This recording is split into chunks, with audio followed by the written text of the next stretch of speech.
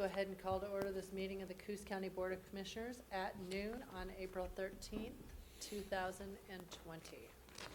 Nat? All right. Have an agenda? I do. So the first up is a couple letters that were forwarded to me by Commissioner Cribbins. The first one is a letter requesting funding for Oregon counties for lost revenue and costs incurred as a result of COVID-19, and I forward that to you if you want a copy. I have another copy here. It's just a draft. I suppose. Oh. Yeah. Which reminds me, I was supposed to have drafted a letter to send to all the department heads to keep track of lost revenue. I spoke with Megan about that, and she indicated that they had the information necessary to track that already at the finance office. Oh, good. So, I'm off with that. yeah, exactly. Okay. So do we have a motion to approve those two letters? Oh, and the second one. Approval. Second. Okay. Even though I haven't read one of them. Are they short? So one is 2 pages long, and that is at the request of Association of Oregon Counties. They're asking the counties to give some examples of where their revenue, where they've lost revenue, where they've had expenses increase. I did add those in. They would like to send that to the Fed. They'd like us to send them out to the federal delegation to help with this upcoming stimulus bill. Senator Wyden is apparently open to the idea of including SRS funding in there. But in addition to that, it would be a direct funding. The request is for direct funding for counties instead of having to go through the state. So that's why they're asking us to talk about some of our costs. The other one is for a grant application for a 2-county housing coordinator for Coos and Curry County. The funding request is through Meyer Memorial Trust. The deadline for those grant applications is today. And Association of Oregon Counties has been working with Wild Rivers Coast Alliance and United Way of Southwestern Oregon, NeighborWorks Umpqua. I'm going to miss somebody. And the 2 CCOs, All Care and Advanced Health, to potentially pull together funding for a housing coordinator down in this area, somebody that would help, make sure that all these projects and different groups that are working on this are coordinated. So with that, do we have a motion? I think John did, didn't I move we approve the 2 letters.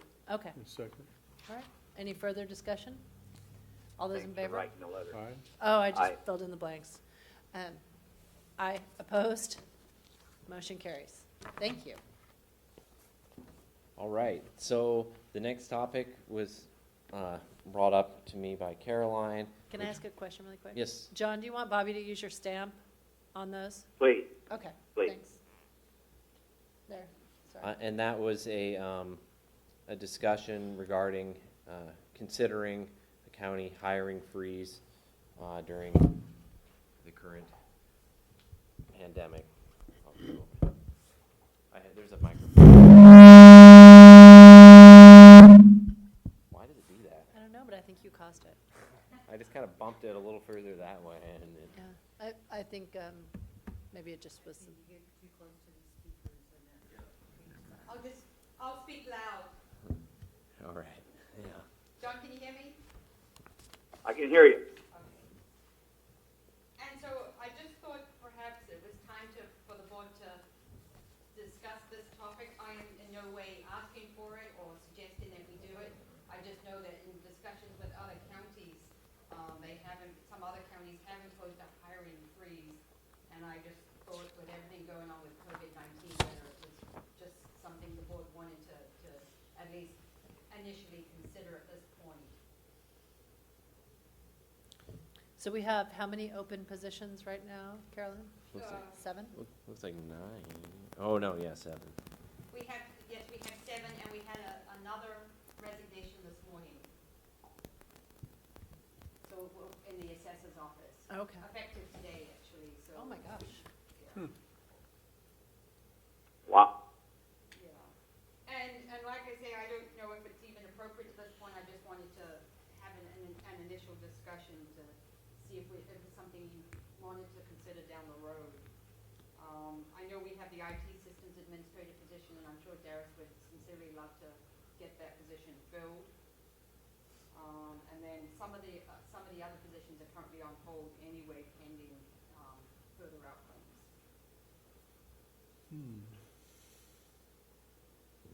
I anticipate another, possibly another maintenance worker position opening up at the road department in the next few days. Okay. And we are still very short-handed over at the solid waste, and it does not look like Mr. Falkowski will be coming back anytime soon. And so it's, as you know, causing increased pressure on Clint to do everything out there. So there's some talk about maybe hiring somebody out of solid waste to cover that shortfall.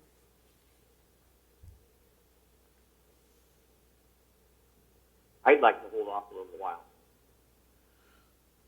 Hold off on hiring or hold off on a hiring freeze? To hold off on the hiring freeze. I tend to want to go with the freeze, because we have such a budget issue right now. And that brings the question then, do we do if you were to impose a hiring freeze, would it be for critical positions or just non-critical positions only, or would it be for all positions? I guess that would be something for you, the board, to consider. I mean, arguably, as it is right now, any of the commissioners can refuse to give permission to advertise and fill a job, right? I mean, you can say it has to come, I think what we could do instead is maybe just do some increased level of scrutiny for now, where we could just say for now, all requests to advertise, post and fill a position need to come before the board.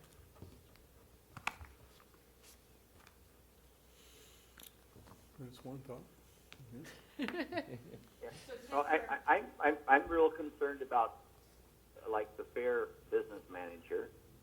I'm less concerned about solid waste and roads. And I can see where a hiring freeze would be handy in some respects, but perhaps overkill in others. So Melissa's idea is perhaps instead, currently the rules are set up so that if there's a vacancy, the liaison is able to approve the posting and fill in the position.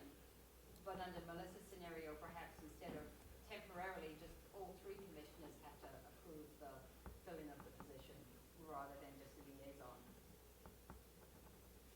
At least that way we're being a little more surgical about it, because I would hate Yeah, to, I'd hate to have a I department that agree really with that. needs someone, yeah. Yeah. And So how- rather than hiring freeze, we simply make it so that the board has to approve any new posting. And And how That's- would that Is that what impact you're the, saying? We got a whole bunch of postings out there. And filling, I think the board has to approve any filling. Okay, I'd go with that. Okay. And that would be effective today, and in which case, what I would probably do is just another temporary policy, because it's actually in our county rules that liaison approval Yeah. is all that's required, so I'd have to have a temporary policy that overrode that temporarily. So I can present that on Wednesday. Okay, Okay. thank you. Good?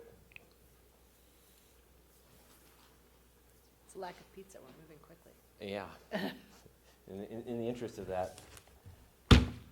Number 3, John, you mentioned you wanted to discuss this. I think we talked about it on Friday, but I don't think there was much of a resolution. That was timeline and or criteria for lifting short-term rental ban.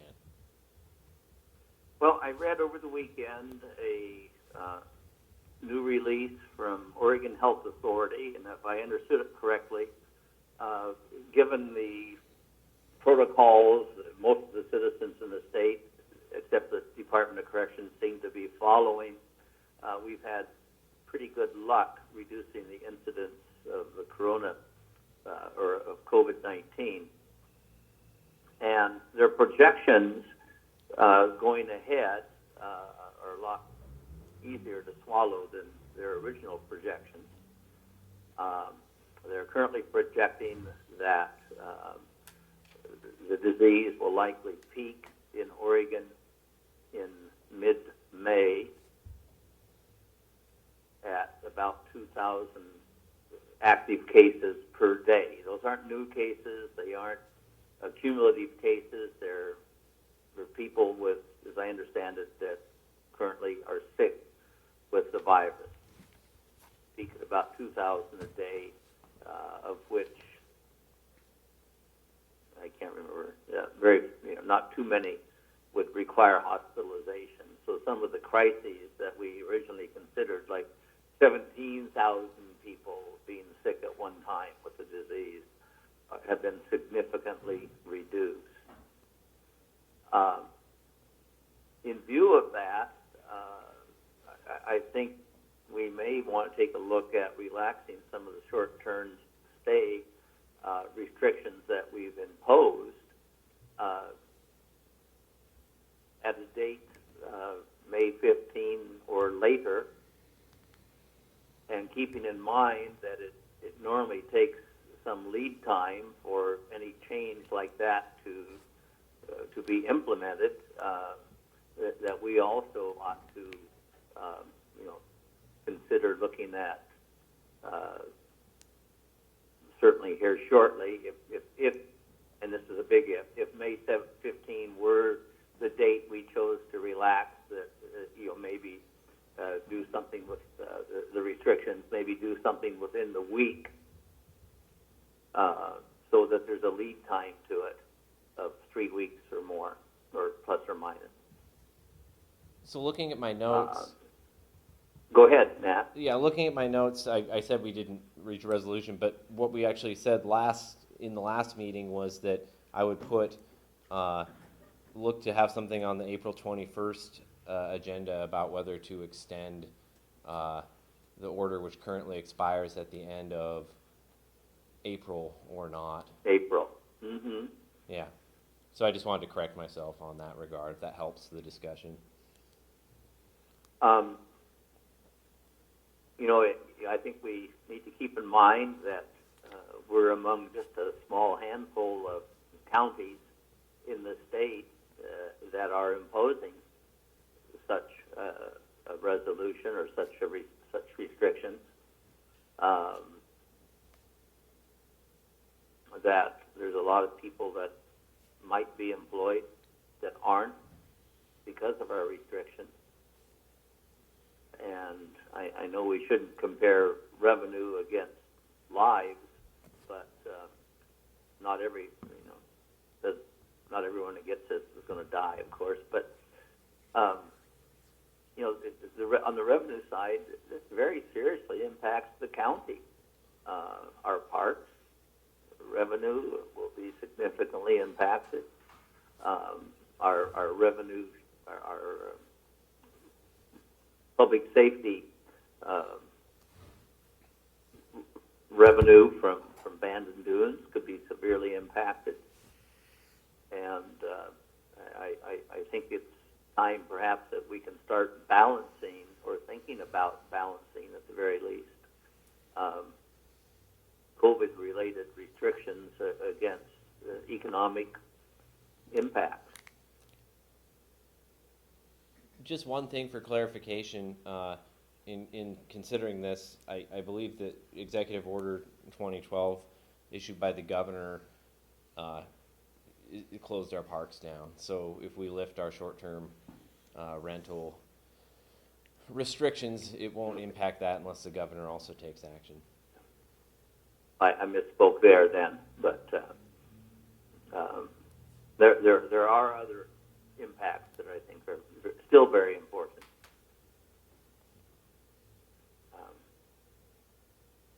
And I'd rather do it kind of in a blanket thing. I'm sure before long we're going to have people coming to us asking for exceptions.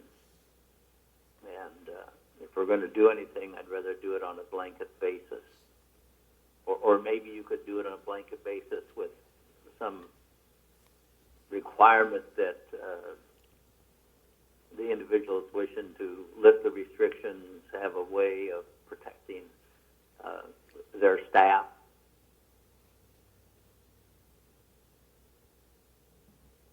Perhaps limiting people that are coming from, I don't know how you do this, but from high-risk areas. Well, would they have their temperature checked when they get off the airplane or arrive by another means at the hotel, motel, whatever? Those are, at some point I don't know, Bob. I just, it might be too complicated to put conditions on it. You either lift the restriction or you don't. Maybe that's where we end up. I'm thinking the local folks might not appreciate lifting of it right at this point. But there's a lot of local folks who might appreciate being able to go to work too. Yep, that's true too. And, Both sides. And then keeping in mind that we're not, the state isn't really doing this. It's just us and a few other counties. Well, I did get a call from a neighboring county wanting to know if we were considering this. Considering lifting it? Do you think they were asking that with an eye towards lifting their restrictions, or were they I believe so. concerned that we might and leave them? No, I think they were considering lifting. So we're not alone in this. It's the indication I received from the phone call, yeah. Mm-hmm. Because they're thinking this outbreak apparently wasn't as widespread as they initially thought. I think if we're going to lift it, though, it needs to be based on something. Yeah. We need to either say, our order is expiring and we're choosing not to reauthorize it, or, the president said 30 days to slow the spread and we're picking that date, or, we're going with the governor's original date, or, it's been X number of days in Coos County without a case, and so we feel comfortable lifting it. I just think we need some sort of criteria. This morning on the news. Well, I think part of that criteria could be the OHA's forecast for peaking out here mid-May, and actually starting to see a drop in active cases. And Apparently LA has extended theirs till mid-May now, according to news this morning. I wouldn't suggest doing it until at least mid-May, if we do consider it. What date does ours expire? The Expense 30th? it at the end of this month. Okay. End of April. April. Yeah. So we could just extend it out till mid-May, and then it's up to you all whether it's messaged that that's as far as we're going to extend it, or whether we just extend it to there, and if things are looking like they don't need to be extended at that point, let it expire. So We should know a whole lot more by then, I would think. Well, I think the trouble is we need to give people a little lead. Well, yeah. Time. If all hell breaks loose and things go to hell in a handbasket, we could always reverse our decision. And we gave a fairly short-term notice, a matter of hours, I think, when we initiated the restriction. And if the crisis worsens, we could do that again.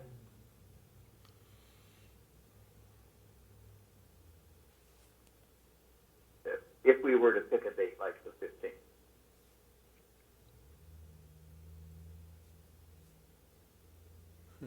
So we do have this on our agenda for the 21st, Nat?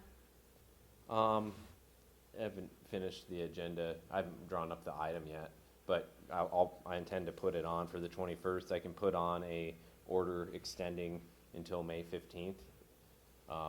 I can put language in the order along the lines of, we expect that that will be all the time we need based on current projections, or we can just kind of have that be a message from the board if it's not in the order. I don't know if that's something that needs to be in the order or not. It'd be a lot more simple just to have it, we extend it to the 15th of May, so. So I will say that I was disappointed when this short-term lodging ban went into place at the whole ripple effect down the coast.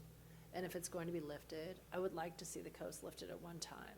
I don't know if that's possible, but I would like at least one of us, and I don't care which one, to reach out to our fellow commissioners on the coast and see if anybody else is looking at a date.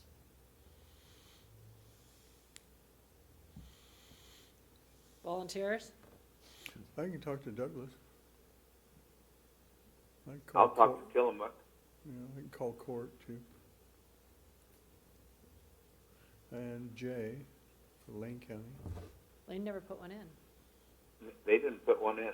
Oh, well, we're good there. I don't then. think Douglas did either. Did I didn't they or think didn't they? I didn't not? think they did. I don't believe that I don't Douglas think or so. Lane did. Yeah. They're, They did? I don't think they did, no. Oh, I think you it was don't only the think- okay, good. what we might call the true coastal counties. Yeah. that I'll call did it. Lincoln County. So now we've got, did Clatsop put one in? Mhm. Yeah. Yep. I owe Leanne a call anyway. I don't know anyone to call there either. Well, no, I do. I'll call Leanne. Oh, you're gonna call Leanne. Okay, I good. volunteers tribute. Who else we got? That's it, isn't it? Yep. Yep. But I think I'll still call Tim Please, see if they're planning on putting one into effect and Jay and see Yeah. if, what they actually think about it and what kind of impact they've had already with, did they have any more cases because they're open than normal? and you'll Mhm. check with Curry also. Court, yeah.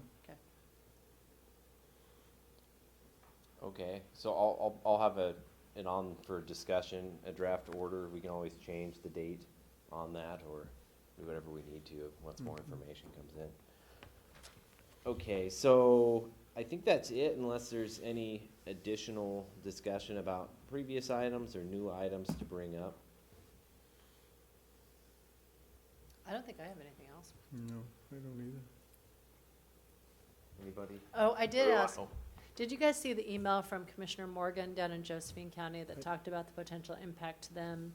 I forwarded it to Mike Krim and asked him if he could prepare something similar for us. I don't know if you guys already did that too. I just wanted to make sure he didn't get the request No, three times over. I did not. I I, just read it a minute ago. A few days ago, I sent a text to Mike Krim about that. He said it would be devastating to their department. Yeah. He said that he would go ahead and put an analysis together for us, similar to what Okay. Josephine County did. And then when it was done, he would send it to us, and it's okay if we share it with our legislators. So, And I had a call that stated that the reason, and I only have this on second or third hand info, so bear with me. The reason they want to disperse the prisoners is, at least in Salem, they have an outbreak of hepatitis.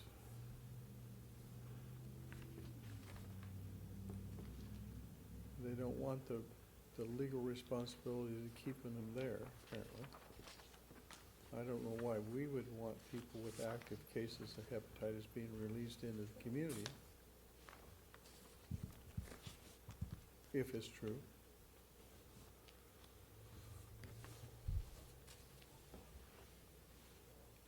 I don't either. Well, Melissa has convinced me that I should have a conscience and really? not subject even prisoners to cruel and unusual punishment. So I've had to change my story to say, well, we shouldn't do that, but I still think the state has an obligation to take care of those people. If they have to figure out something else, some motel or temporary hospital facility to put them in, so be it, but don't put the rest of the state at risk. of losing their health or their property. Mhm. I agree, Because you John. I keep think in that's a much better way to put it. Thank you. All right. Anything Thanks, else? everyone. Thank you. Everybody looks done? All right. Thank you, John. With that, Bye. we're adjourned. Ah, magic words.